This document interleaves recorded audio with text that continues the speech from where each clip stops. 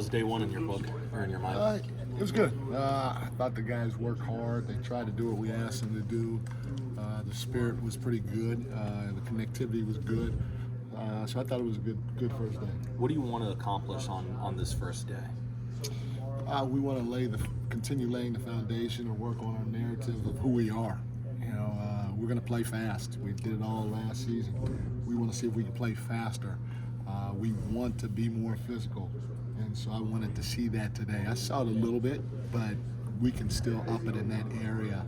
And then we want to play together. We want to play the right way, and we were seeing glimpses of it, which is a carryover from last season. So that's what made me excited about it. Because you have so much familiarity with these guys, do you approach camp any differently in terms of what you want to lay out in the beginning with some of these guys, or do you yourself have to be a little different? Yeah, no, we don't have to get deep in the review of a lot of the stuff that we did last year, because last year we were laying the foundation for everything from culture to play to whatever, and we built upon that. Now we feel our guys have a pretty good feel.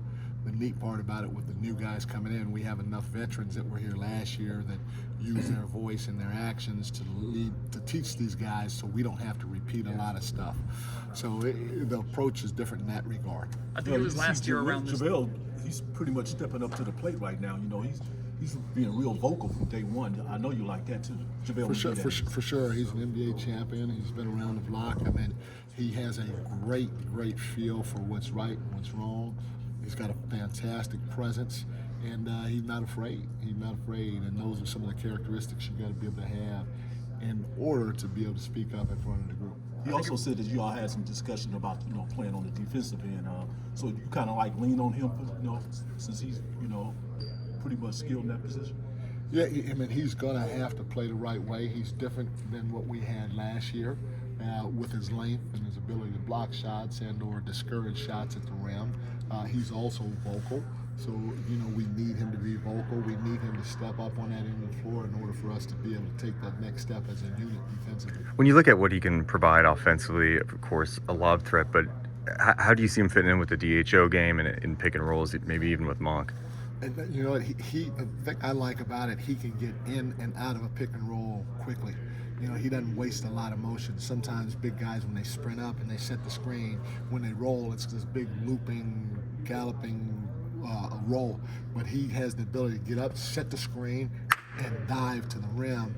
And even if he's just turning around, if that ball's thrown up there, he's so long, he's got great timing, great athleticism, that he could still go get it. So that's going to be big for us in the pick and roll. It's going to be big for Malik too, because we all know that Malik is a very good pick and roll player. And now when he gets downhill, if that big doesn't pay attention to JaVale, he's going to throw that lob, and it's going to open up everything else for Malik and the rest of the second unit on the offensive end of the floor. So looking forward to seeing those guys get a little bit of continuity together throughout camp. Last year around this time, you've had like the contract for everybody to sign to give 100% or 110% buy-in. Are you doing kind of the same thing this year? Is it necessary this year with so many returners? No, it's necessary because it's the beginning of a new season, and everybody needs to be all in. I mean, it's hard. I said it yesterday. I said the day before. It's hard to be all in because it's hard to go from a good team to a great team, and that's what we're striving to do. We want to compete for a championship, and the only way to do that is to have the utmost level of commitment from everybody, from all units across the board, vertically and horizontally, not just the basketball players, in the team, but I apologize, but community relations, ticket sales, medical, strength and conditioning, the coaching staff. We all have to be aligned in order for that to happen. We all have to embrace what our culture is, the way we're going to play, and if we do that, we're all in. And I value that, so we all signed it. Okay, so a new contract was drawn up and signed already. Yes, it was. Yeah. Mike, Sasha and JaVale in particular coming in, how much of an adjustment will the pace be, and how do you implement that and get them up to speed? How much will the adjustment be for those guys or for us as a team? For them to adapt and adjust to the style of play.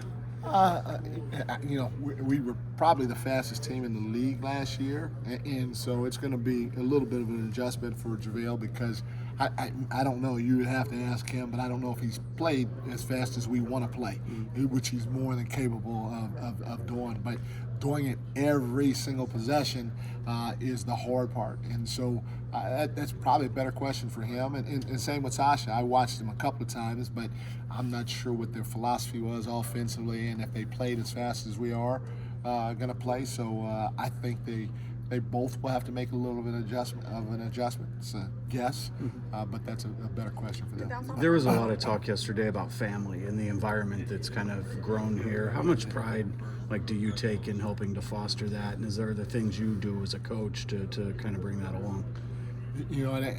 I take a lot of pride in it because I think that word is used real loosely. Everybody says, "Hey, we're family, but nobody really tries to show it.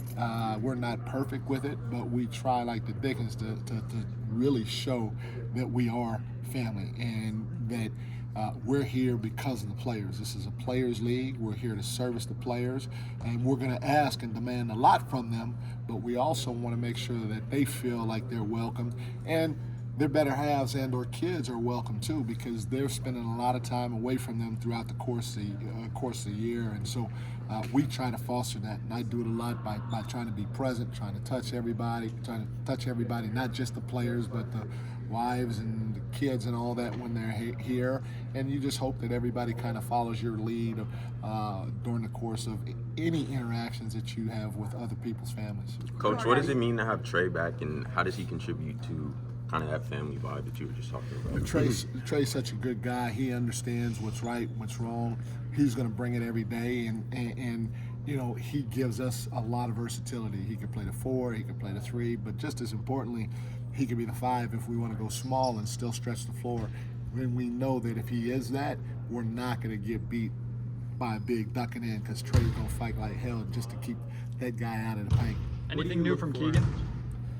I mean, Keegan's his aggressiveness is welcome. That's going to have to happen. And other than that, he's a little stronger. I mean, I'm sure you see his arms and his body, so he could take a hit or two. But other than that, you guys will all see. I like his progress so far. Several players raved about Sasha yesterday and his shooting ability. What did you kind of see from him today on day one? He's still learning the ropes, The one thing that I did like, he didn't hesitate. We don't want him hesitating at all. If he feels like he's open at any time, let that thing fly. And that's why it's important for us to get him to understand, hey, if you don't get the rebound, get to the corner, because as good a shooter as he is, him sprinting to the corner is going to flatten the defense, because everybody's going, hey, get him. And you got a guy like Fox. You got a guy like Davion, you got a guy like Malik. Those guys bringing the basketball and their ability to get downhill and touch that paint, it's going to open up a lot of things just with his presence on the floor. And if you leave him, it's probably going to be good. Thanks,